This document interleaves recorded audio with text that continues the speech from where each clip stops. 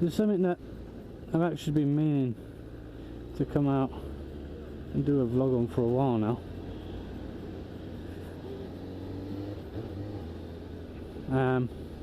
That's the issue of the steel industry, or rather the state of it in the UK at the moment.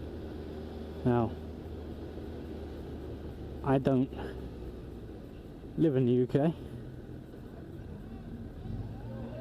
I don't work in the steel industry myself, and I can't think of anyone I know who does. Does that mean that the state of things as they are at the moment doesn't affect me? Well, of course it does. Of course it affects me. Right, let's look at the facts. Chinese steel industry. They mass produce shit. In fact, this epoxy mirror came from them. They create the raw materials, which are then purchased for in the use of construction of things like that mirror.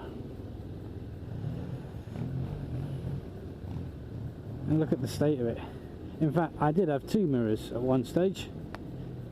The other one fell off because it didn't fit properly around my handlebars. Now, you could put it down to the mirrors being cheaply built or badly designed. Personally, I put it down to the materials used in the construction. Now, I didn't buy these mirrors, I have to say that now. Mrs. Peachy bought them.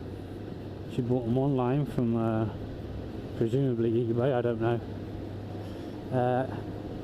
And they are crap, they really are crap.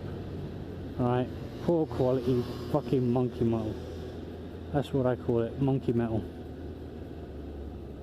Now, currently in the UK, because everyone's buying the cheaper Chinese steel, there's not as much demand for the homegrown stuff, which is a terrible thing to happen, because the British steel has long been highly regarded as, you know, if not the best quality steel in the world, at least one of. I know that years and years and years ago, swords were being made out of Spanish steel for its strength and flexibility. So for that particular use, I know that Spanish steel was highly sought after. But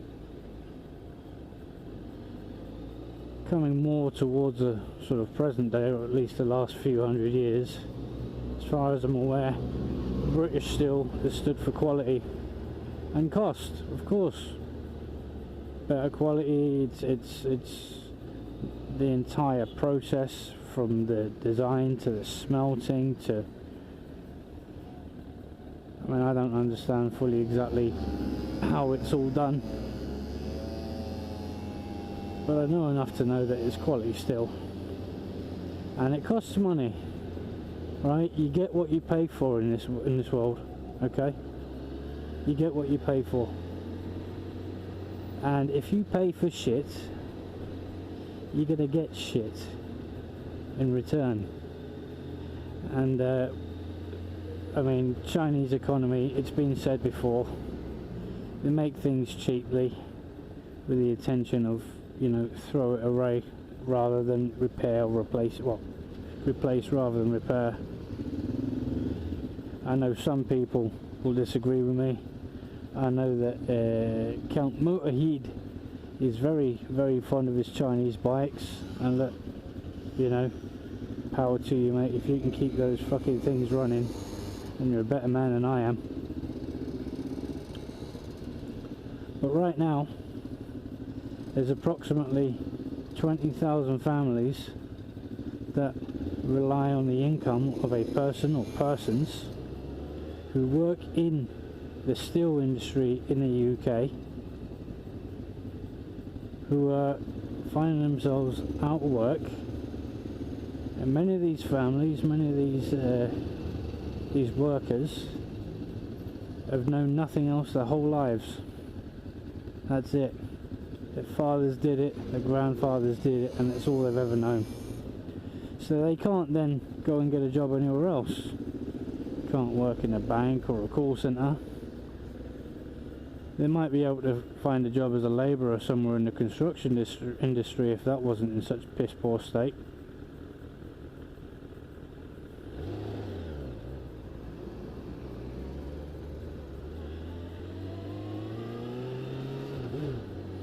So what's the answer?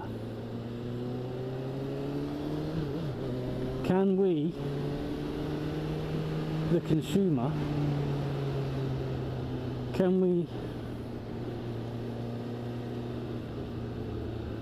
reach out and help these 20,000 British families, hard working, honest? Yeah, these aren't the people living off of benefits or stealing or, you know, anything like that. These are hard working grafters. The families are hard working grafters. Maybe not so much the kids, I don't know. I mean, kids these days, the old ways are gone, but then that's a conversation for another time. My gripe is the way that we, the consumer, are letting our own people down, and we really have let them down over the years, because we've bought Chinese, we've bought this crap because it's cheaper to buy. But is it really cheaper? Those mirrors, that mirror, because the other one's gone, is maybe a year or two old at the most. Oh, that's a big pothole. That's maybe a year or two old at the most. Now,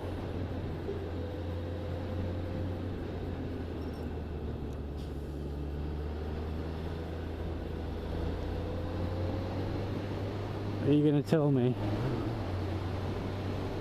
that British Steel would have pitted and got all manky and aside from the effects of the weather, I mean, just look at it, it's just crap. It's just soft crap. Doesn't line up properly because it's, you know, it's not hardened, or it's not, I mean, well, I'm not going to do a review on this mirror, but I think you get the point. And what I would ask of each and every single one of you watching this video now, how many of you give money to charity, or how many of you at least have done something to contribute in some way to the betterment of others? I know that there's a lot of you out there who do that. You do toy runs, and you do you know, all sorts. You make donations to very, very worthy causes. Now what happens with the money? Let's talk about the money that you donate. What happens with that money? Something about 10% of it actually reaches its target, and the rest is swallowed up in administration. And you, as the donator, get absolutely nothing out of it other than the well-being, the sense of well-being, and the peace of mind that you've done your bit to help the world, right? You've done what you can to try and contribute to a worthy cause, but other than that, you get nothing out of it. Okay? Now, all of us make purchases for our bike stuff. I mean, let's just look at the bike stuff. Forget about anything else made out of steel, which, you know, I mean, the list goes on. But let's think about the bike stuff. Your handlebars, your mirrors, your foot pegs, all your bits and bobs, and all the little extra bits that you get for your bike. Yeah, we all want to save money where we can. Alright, times are hard, and we all try to save a bit of money where possible. But if you're giving money to charity anyway, then why not buy stuff made out of British steel? Because enough people do it, then just maybe, there might be hope yet for those 20,000 families in the UK. Yeah, it's a bit more expensive. Yeah, you're not saving yourself any money, but you're getting a better product and you're contributing towards the betterment of the lives of 20,000 British families. It's a beautiful day. I would carry on bimbling around the rock, or maybe even go into Spain, but I'm squidding it today. My work shoes and work trousers on, no leathers aside from my gloves. So, and if there's one thing that I've learned in all the years I've been riding, it's never overdo it. So, thanks for watching, thanks for listening. Buy British, and I'll see you next time. Ta-ra.